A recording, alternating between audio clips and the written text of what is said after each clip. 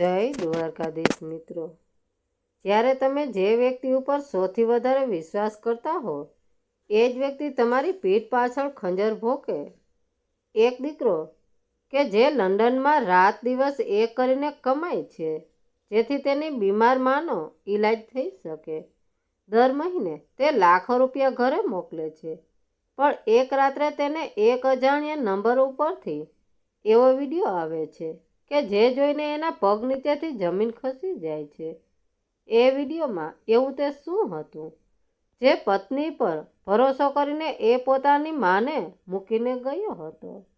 તેણે એવું તે શું કર્યું કે આખો પરિવાર અને સમાજ શબ્દ થઈ ગયો? આ દિલ કંપાવી દે એવી વાર્તા સાંભળીને તમારી આંખોમાં પણ આંસુ આવી જશે. તો ચાલો જાણીએ આ વાર્તા. કબીર એક બહુ જ હોશિયાર અને સફળ આર્કિટેક્ટ હતો. તેણે પોતાના જીવનમાં બહુ નાની ઉંમરે ઘણી મોટી સફળતા મેળવી લીધી હતી. કબીરના પિતા એના નાનપણમાં જ ગુજરી ગયા હતા, એટલે એની મા મીનાબેન જ તેને ઉછેરીને મોટો કર્યો હતો. કબીર માટે એની મા એ જ તેનો ભગવાન. મીનાબેન બહુ જ શાંત, પ્રેમાળ અને સીધા સ્વભાવના હતા. થોડા સમય પહેલાં જ કબીરના લગ્ન કાવ્યા નામની છોકરી સાથે થયા. કાવ્યા દેખાવે બહુ સુંદર અને આધુનિક હતી, પણ તેને મોજ શોખ, બ્રાન્ડ કપડાં અને વૈભવી જીવનનો બહુ જ શોખ હતો. કબીરની મોટી કમાણી, સારી લાઈફસ્ટાઈલ અને શાનદાર બંગલો જોઈને જ કાવ્યાએ આ લગ્ન માટે હા પાડી હતી. લગ્ન પછી શરૂઆતના દિવસોમાં ઘરમાં બધું જ બરાબર ચાલી રહ્યું હતું. મીનાબેને કાવ્યાને પોતાની સગી દીકરીની જેમ સાચવી હતી. તેને ઘરમાં કોઈ પણ કામમાં ક્યારેય રોકટોક નહોતી થતી, પણ સમય હંમેશા એકસરખો નથી રહેતો. અચાનક એક દિવસ મીનાબેનને લકવાનો એટલે કે પેરાલિસનો હુમલો આવ્યો. હુમલો બહુ જીવલેણનો હતો, પણ તેના કારણે મીનાબેનનું ડાબું અંગ સાવ નબળું પડી ગયું. હવે તે પોતાની જાતે ચાલી ફરી શકતા નહોતા. તેમને આખો દિવસ વ્હીલચેર પર કે ખાટલામાં જ રહેવું પડતું હતું. એ જ સમયે કબીરની કંપનીએ તેને એક બહુ જ મોટા અને મહત્વના પ્રોજેક્ટ માટે 2 વર્ષ માટે લંડન જવાનો આદેશ આપ્યો. કબીર બહુ જ મોટી મૂંઝવણમાં પડી ગયો. એક બાજુ એની કરિયાણાની સૌથી મોટી તક હતી અને બીજી બાજુ એની લાચાર બીમાર માં. તે પોતાની માને આ હાલતમાં છોડીને જવા બિલકુલ તૈયાર નહોતો. પણ ત્યારે જ કાવ્યાએ બહુ જ મીઠા સ્વરથી કબીરનો હાથ પકડ્યો અને આંખોમાં ભરોસો બતાવતા કહ્યું, કબીર, તમે તમારા કામ પર ધ્યાન આપો. આ તક જિંદગીમાં વારંવાર નથી મળતી અને માજી માટે તમે જરાય ચિંતા ન કરો. હું છું ને, હું એમનું મારી સગી માની જેમ ધ્યાન રાખીશ. એમની દવા, સમયસર જમવાનું અને વ્હીલચેર પર એમને ફરવાનું બધું જ હું જાતે સંભાળીશ. તમે બસ શાંતિથી લંડન જાઓ. કાવ્યાની આ મીઠી વાતો સાંભળીને કબીરને બહુ મોટી રાહત થઈ. તેણે વિચાર્યું કે કાવ્યા એટલી સમજદાર અને પ્રેમાળ છે. લંડન જતા પહેલા કબીરે એ બેંકમાં એવી વ્યવસ્થા કરી દીધી કે દર મહિનાની 1લી તારીખે કાવ્યાના ખાતામાં ઘર ખર્ચ અને માની દવાઓ માટે સીધા 3 લાખ રૂપિયા જમા થઈ જાય, જેથી એની પત્ની કે માને કોઈના પાસે હાથ ન લંબાવવો પડે. જવાના દિવસે કબીર પોતાની માને ભેટીને બહુ રડ્યો. મીનાબેને ધ્રુજતા હાથે દીકરાને આશીર્વાદ આપ્યા અને પોતાનું ધ્યાન રાખવા કહ્યું. કબીર પોતાની ગાડીમાં બેસીને એરપોર્ટ જવા નીકળી ગયો. પણ જેવી કબીરની ગાડી સોસાયટીની બહાર નીકળી, કાવ્યાના ચહેરા પરનું એ મીઠું અને પ્રેમાળ શ્રીમદ અચાનક ગાયબ થઈ ગયું. તેની આંખોમાં એક અજીબ સ્વાર્થ અને અહંકાર દેખાવા લાગ્યો. તેણે ઘરનો મેઇન દરવાજો જોરથી બંધ કર્યો. અંદર જઈને તેણે સીધું મીનાબેનના રૂમનું ટીવી બંધ કરી દીધું અને કોઈ જ કારણ વગર રૂમની લાઇટ પણ બંધ કરી દીધી. અંધારામાં મીનાબેનને ડઘાઈને કાવ્યા સામે જોઈ રહ્યા. કૈયા કંઈ પણ બોલ્યા વગર જોરથી રૂમનો દરવાજો બહારથી ખેંચીને બંધ કરી દીધો અને પોતાના રૂમમાં જતી રહી. કબીરના ગયાની પહેલી જ મિનિટથી કાવ્યાએ પોતાનો અસલી રંગ બતાવવાનું શરૂ કરી દીધું હતું. ઘર પર હવે કાવ્યાનું શાસન આવી ગયું હતું. પૈસાનો નશો માણસને કેટલો આંધળો અને ક્રૂર બનાવી શકે છે. કબીર લંડનથી પોતાની માની દવા અને ઘરના ખર્ચ માટે દર મહિને 3 લાખ રૂપિયા મોકલતો હતો. પણ શું એ પૈસા ખરેખર બીમાર મા પાછળ વપરાતા હતા? ના, બંધ દરવાજા જે લાચાર મીનાબેન એક ઘૂંટડા પાણી માટે તડપતા હતા અને બહાર કાવ્યા એ જ પૈસાથી પોતાનું મોચકનું દુનિયા સજાવી રહી હતી. ચાલો જોઈએ કાવ્યાના આ સ્વાર્થી અને ખોફનાક નાટકમાં આગળ શું થાય છે અને એક લાચારમાં કેવી રીતે મોતની સામે લડી રહી છે. કબીરને લંડન ગયાને 2 મહિનાને વીતી ગયા હતા. દર મહિનાની 1લી તારીખે કાવ્યાના બેંક ખાતામાં પૂરા 3 લાખ રૂપિયા જમા થઈ જતા. આટલી મોટી રકમ જોઈને કાવ્યાનો લોભ 7મા આસમાને પહોંચી ગયો. તેણે ઘરમાં રસોઈ બનાવવાનું બંધ કરી દીધું. રોજ બપોરે અને સાંજે શહેરની મોંઘી હોટલમાંથી ખાવાનું ઓર્ડર થતું. ઓનલાઈન શોપિંગ કરીને તે રોજ નવા કપડાં ખરીદી હતી અને પોતાની બેનપણીઓ સાથે મોંઘી ક્લબમાં પાર્ટીઓ કરતી. સોશિયલ મીડિયા પર કાવ્યા પોતાની આલિશાન લાઈફસ્ટાઈલના ફોટા મૂકીને લોકોની વાહ લૂંટતી હતી. પણ આ બધી ઝાકમ જોડની પાછળ ઘરના એક અંધારા ખૂણામાં મા મીનાની હાલત ખૂબ જ ખરાબ થઈ ગઈ હતી. કાવ્યા તેમને દિવસમાં માત્ર એક જ વાર જમવાનું આપતી, એ પણ આગલા દિવસનું વધેલું કે સાવ ઠંડુ. મીનાબેન લકવાના દર્દી હતા એટલે જાતે ઊભા થઈને પાણી પણ પી શકતા નહોતા. કાર્ય જાણી જોઈને ડૉક્ટરે લખેલી આપેલી મોંઘી દવાઓ લાવતી જ નહોતી, જેથી એ પૈસા બચી શકે અને તે પોતાના શોખ પૂરા કરી શકે. જ્યારે મીનાબેનને દર્દથી કણસતા અને પાણી માટે બૂમ પાડતા ત્યારે કાવ્યા ટીવીનો અવાજ મોટો કરી દેતી અને પોતાના કાનમાં હેડફોન ભરાવીને ગીતો સાંભળવા લાગતી. તેના મનમાં સાસુ માટે સહેજ પણ દયા નહોતી. કબીર જ્યારે પણ લંડનથી વિડીયો કોલ કરતો ત્યારે કાવ્યા ફટાફટ માથા પર દુપટ્ટો ઓઢીને એકદમ ડાય અને સંસ્કારી વહુ બની જતી. તે બહુ જ મીઠાશથી કબીરને કહેતી, અરે કબીર, તમે જરાય ચિંતા ન કરો. માજીને તો હમણાં જ મેં પોતાના હાથે જમાડીને દવા આપીને સુવડાવ્યા છે. એમની તબિયત હવે પહેલાં કરતાં ઘણી સારી થઈ ગઈ છે. કબીર બિચારો કામના થાકમાં અને પત્નીના મીઠા બોલમાં ફસાઈ જતો. તે પોતાની પત્નીની પર આંધળો ભરોસો કરતો હતો. ક્યારેક કબીર મા સાથે વાત કરવાની જીદ કરતો તો કાવ્યા બહુ ચાલાકથી બહાનું કાઢી દેતી કે માજી તો હમણાં જ ઊંઘી ગયા છે, અત્યારે એમને જગાડવા ડૉક્ટરે ના પાડી છે, ઊંઘ પૂરી થશે એટલે હું જ વાત કરાવી દઈશ. દિવસો પસાર થતા ગયા. પૂરતો ખોરાક અને દવાઓ ન મળવાને કારણે મીનાબેનનું શરીર હવે સુકાઈ ગયું હતું. તેમનું બીજું અંગ પણ કામ કરતું બંધ થવા લાગ્યું હતું. એક દિવસ બપોરે અચાનક મીનાબેનને છાતીમાં સખત દુખાવો પડ્યો. શ્વાસ લેવામાં બહુ જ તકલીફ થવા લાગી. તેઓ માંડ ખાટલા પરથી નીચે પડ્યા અને ધ્રુજતા હાથે દરવાજા તરફ ખસડાયા. તેમણે રૂંધાતા અવાજે બૂમ પાડી, બેટા કાવ્યા, મને બહુ દુખે છે, પ્લીઝ મને ડૉક્ટર પાસે લઈ જા, મને બચાવી લે બેટા. પણ કાવ્યાએ એ સમયે પોતાની બહેનપણીઓ સાથે મોંઘા બ્યુટી પાર્લરમાં તૈયાર થવા જ ગઈ હતી. બહારથી દરવાજો બંધ હતો. એ વિશાળ અને આલિશાન ઘરમાં મીનાબેન સાવ એકલા અને મોતની સામે લાચાર હતા. તેમની આંખોમાંથી ચોધારા આંસુ વહી રહ્યા હતા. એણે દીકરાને યાદ કરી રહ્યા હતા.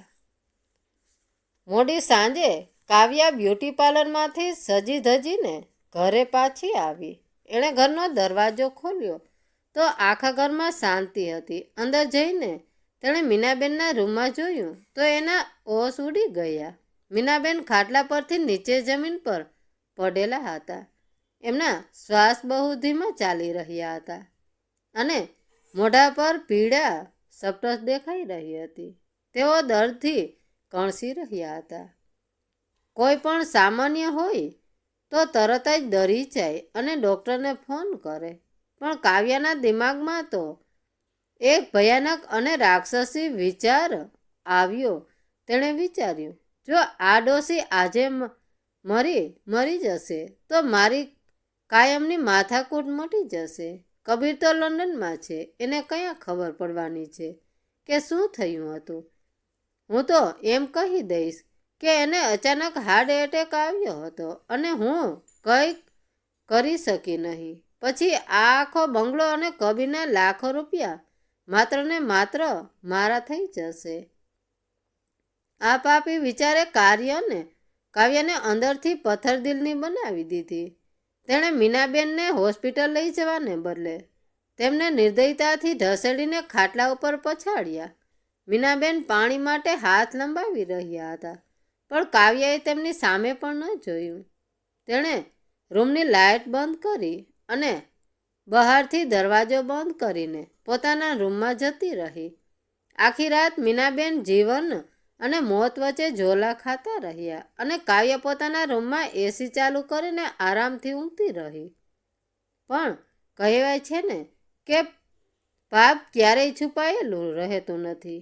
કાવ્યાએ નહોતી જાણતી કે પાડોશણમાં રહેતી એક યુવાન કોલેજની છોકરી નિશા આ બધું જોઈ રહી હતી. નિશાના ઘરની બાલ્કની મીનાબેનના રૂમની બારીની બરાબર સામે જ પડતી હતી. રાત્રે જ્યારે કાવ્યા મીનાબેનને જમીન પરથી ખાટલા ઉપર નિર્દયતાથી પછાડી રહી હતી ત્યારે બારીનો પડદો થોડો ખુલ્લો રહી ગયો હતો.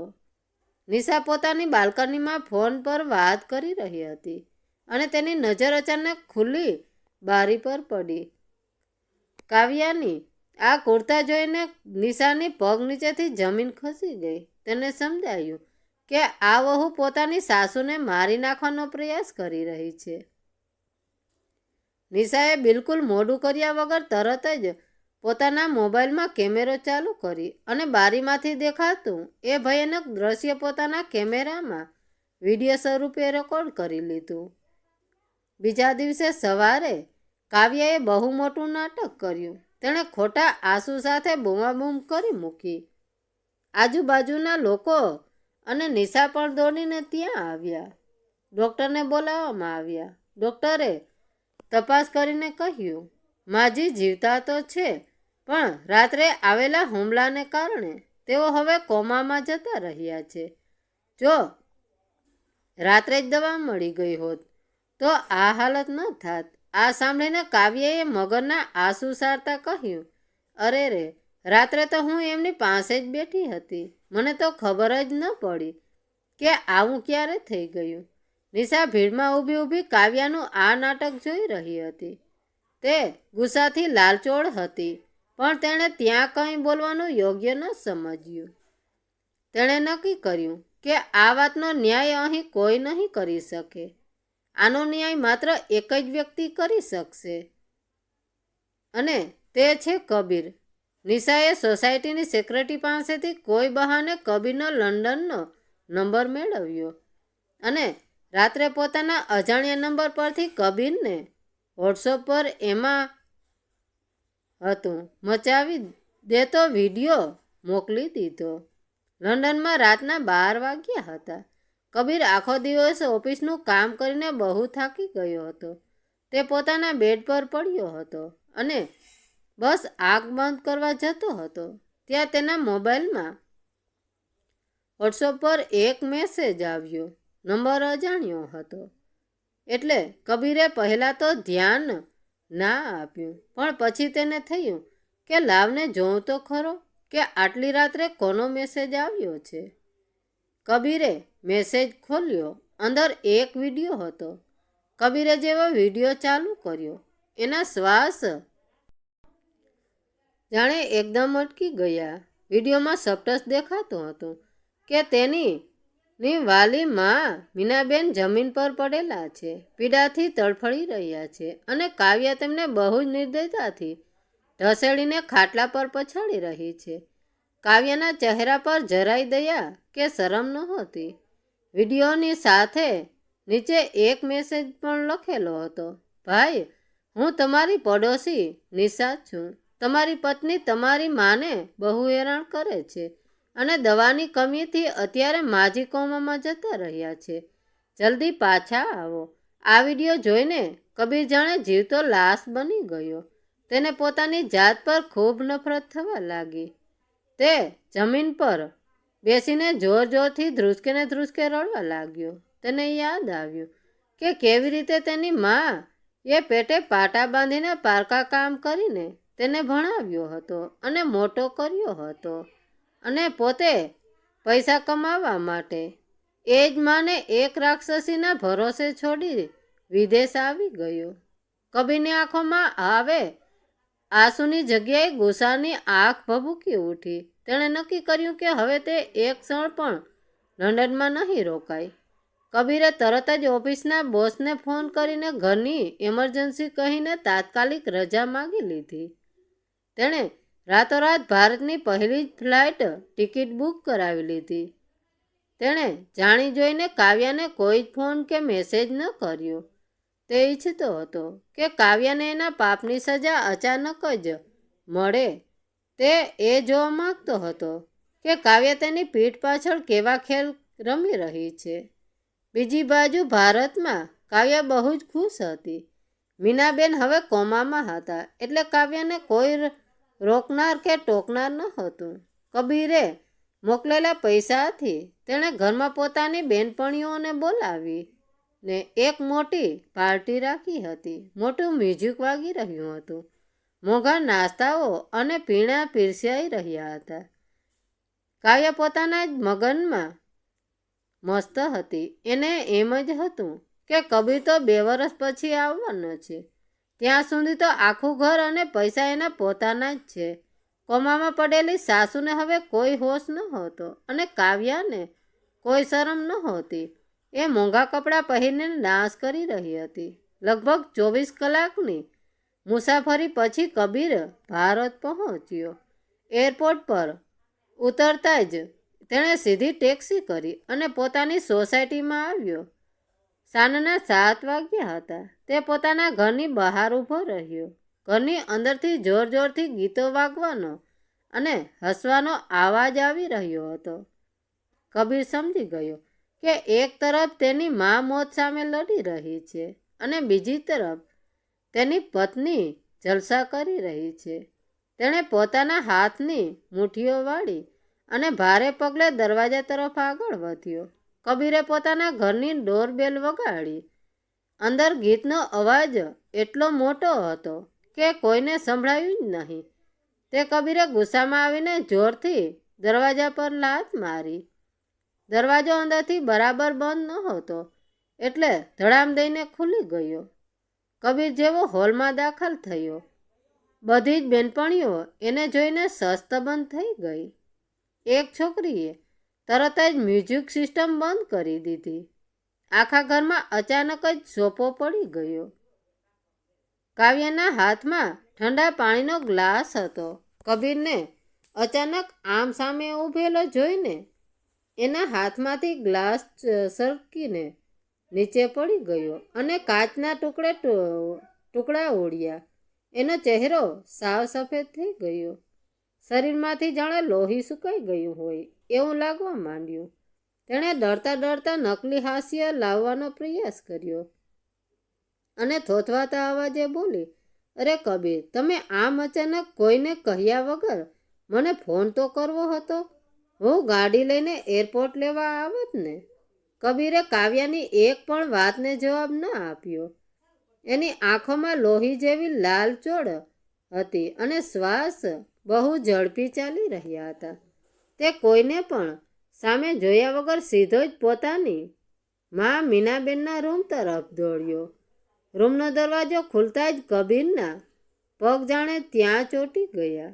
તેની આંખોમાંથી ચોધારા આંસુ એવા વહેવા લાગ્યા. મીનાબેન ખાટલા પર સાવ નિર્જીવ હાલતમાં પડ્યા હતા. એનું શરીર સુકાઈને સાવ લાકડા જેવું થઈ ગયું હતું. જાણે માત્ર હાડપિંજર જ બચ્યું હોય. શ્વાસ લેવા માટે ઓક્સિજનની નળી લગાવેલી હતી.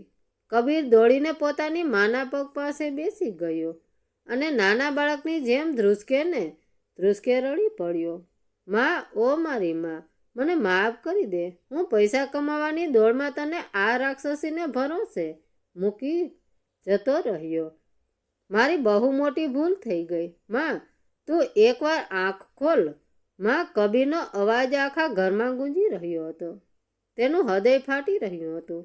થોડી વાર પછી કબીર પોતાની આંખો લૂછીને રૂમની બહાર આવ્યો. હવે એના ચહેરા પર દુઃખની જગ્યાએ ભયંકર ગુસ્સો અને આગ હતી. તે સીધો કાવ્યા પાસે ગયો અને તેનો હાથ જોરથી પકડી લીધો. કાવ્યા ડરથી થરથર ધ્રુજવા લાગી. કબીર, મને દુખે છે. હાથ થોડો મારો, છોડો મારો. તમે મને કેમ આમ જુઓ છો? માજીને અચાનક એટેક આવ્યો, એમાં મારો શું વાંક? આ મેં તો એમનું બહુ ધ્યાન રાખ્યું હતું. કાવ્યાએ હજુ પણ પોતાનું જૂઠું નાટક ચાલુ રાખ્યું. કબીરે ખિસ્સામાંથી પોતાનો ફોન કાઢ્યો અને નિશાએ મોકલેલો પહેલો વિડીયો પ્લે કરીને કાવ્યાના મોઢા પર ફેંક્યો. જો આ વિડીયો. તું મારી માને ખાટલા પર પછાડી રહી છે. તે એમને ઘૂંટડો પાણી પણ ન આપ્યું. મારા મોકલેલા લાખો રૂપિયાથી તું અહીંયા તારી બેન્ડપણીઓ સાથે પાર્ટીઓ કરે છે અને મારી માં ત્યાં દવાની એક ગોળી માટે તડફડી રહી હતી. વિડીયો જોઈને કાવ્યના હોશ ઉડી ગયા. એના મોઢામાંથી હવે એક પણ શબ્દ નહોતો નીકળતો.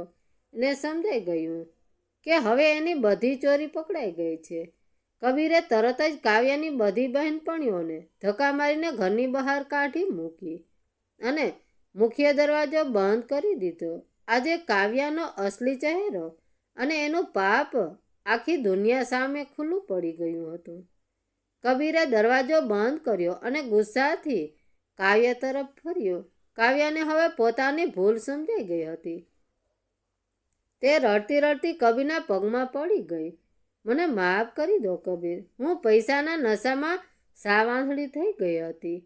મારી બહુ મોટી ભૂલ થઈ ગઈ.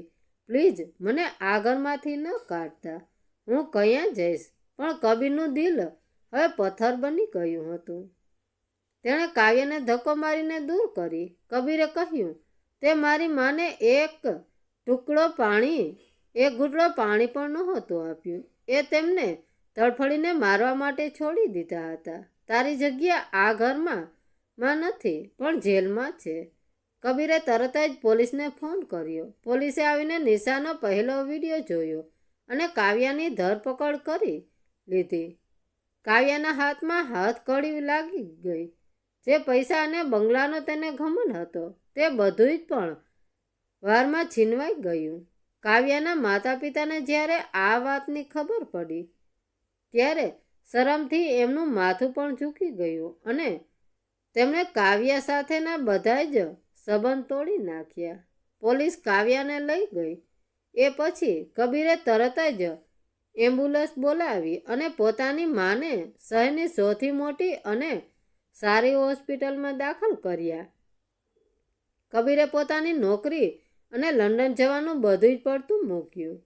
હવે તેનો એક જ ધ્યેય હતો, ગમે તેમ કરીને પોતાની માને બચાવવી. તે દિવસ રાત હોસ્પિટલમાં માની પથારી પાસે જ બેસી રહેતો. તે પોતાની માનો હાથ પકડીને રડતો અને જૂની વાતો કરતો. માં, તે મને નાનપણમાં પારકા કામ કરીને મોટો કર્યો છે. હવે હું તને કંઈ નહીં થવા દઉં. તારો દીકરો હવે હંમેશા તારી પાસે જ રહેશે.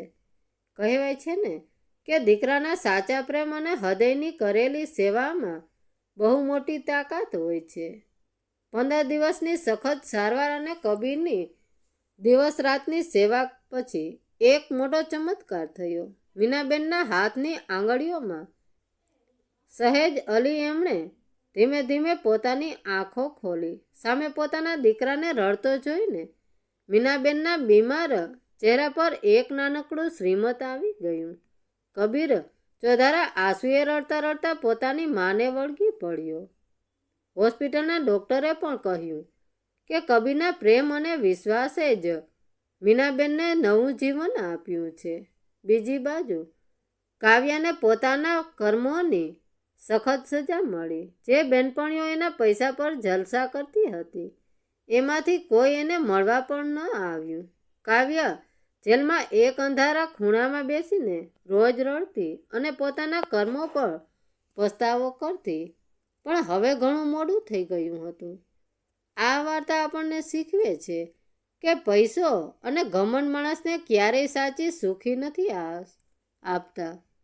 મા બાપના આશીર્વાદ અને પરિવારનો સાથ જ જીવનની સૌથી મોટી મૂડી છે. તમે જેવા કર્મ કરશો એવું જ ફળ તમને આ જિંદગીમાં ભોગવવું પડશે. કાવ્યાએ જે ખાડો સાસુ માટે ખોદ્યો હતો એમાં તે પોતે જ પડી ગઈ. માટે હંમેશા વડીલોની સેવા કરો. મિત્રો, તમને આ વાર્તા કેવી લાગી? શું કબીરે કાવ્યાને જે સજા આપી તે સાચી હતી? તમારા વિચારો અમને કોમેન્ટ કરીને જરૂર જણાવજો. તમને આ હૃદયસ્પર્શી વાર્તા ગમી હોય તો વિડીયોને દિલથી લાઈક કરો. તમારા પરિવાર અને બધા મિત્રો સાથે શેર કરો. આવી જ જીવનને સ્પર્શી જતી સુંદર અને બોધકથા વાર્તાઓ રોજ સાંભળવા માટે અમારી ચેનલને હમણાં જ સબસ્ક્રાઈબ કરો. ધન્યવાદ મિત્રો. રાધે રાધે. જય દ્વારકાધીશ.